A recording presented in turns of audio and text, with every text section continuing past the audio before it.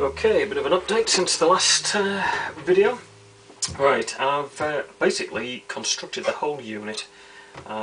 Used the CA glue as it recommends. A few little gaps here and there, not too much of a problem. I've got the power unit here, which just lifts off like that. I fitted my power panel. As I said, I glued this in situ, left those screws undone so you can actually get into the battery pack here.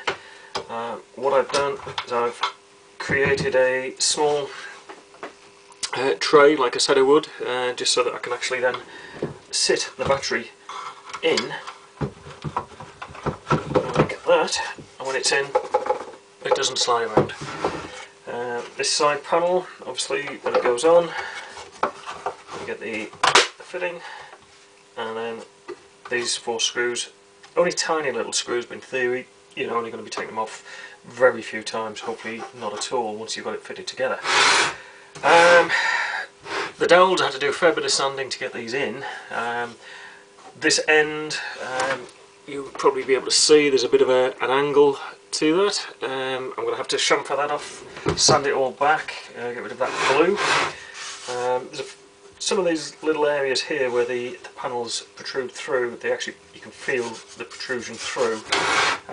In some cases there's a little bit of a recess back, so once I sand it all back, some of these edges here you can feel it, and I like to get those smooth. Once I've got those all done, it should be nice and ready for staining, because I think I'm going to stain it and varnish. The actual main unit, again, everything's constructed, everything looks fine.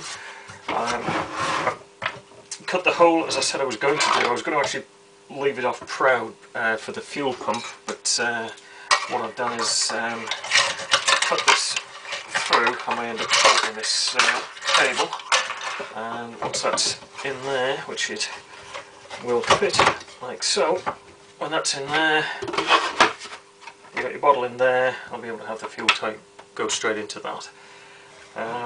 So that's worked. The only thing I'm a bit concerned, obviously, when I've got these here, these wires, so I may create some little just protective cover just so that I don't knock the wires and knock these connectors off. Again, I might just shorten that cable down.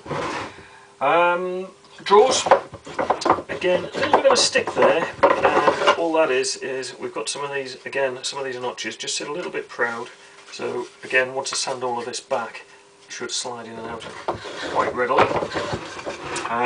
I did say that maybe to plan and glue the divider tabs in before you put it all together, but I had second thoughts myself on that one when I was deciding what I was going to fit in what drawer.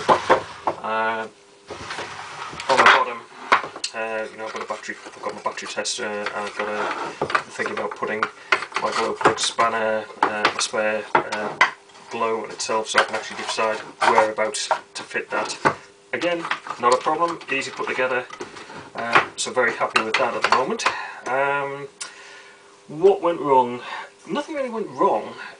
One thing I did notice is these little knobs for the drawers, you're supplied with a screw, and it is very tight to put in. I was a little bit worried when tightening it up that I'd actually split. So what I've done, I just put a little Dremel in, just opened it up a little bit, just so that I didn't over tighten, and once you go too far it splits, that's it. So that was okay, they work fine. The only thing that comes with the kit, which I haven't actually been able to use, they supply with the kit some washers, which are for, on this section in here, for these nuts here. The idea is you put your screw through, you put a washer on the inside, and then put your bolt on, pull it tight, everything fits fine. The drawback is these bolts here, or these screws, are not long enough. On the one that I've received, and maybe on different kits, I don't know, you may get longer ones. Obviously when you put it, you have to set this up so that when you have this ready and you offer it up, they drop down, so these nuts just protrude through just enough. Having it protruded through just enough so that when you pick the unit up, it fits well. It's only just binding in, catching into the nuts on the inside, so I haven't been able to use the washers. So out of the whole kit so far, the only thing I haven't used is those washers. But so far, looking pretty good. Drawers work, everything's fine. everything on here, you know, screw those in once they're in.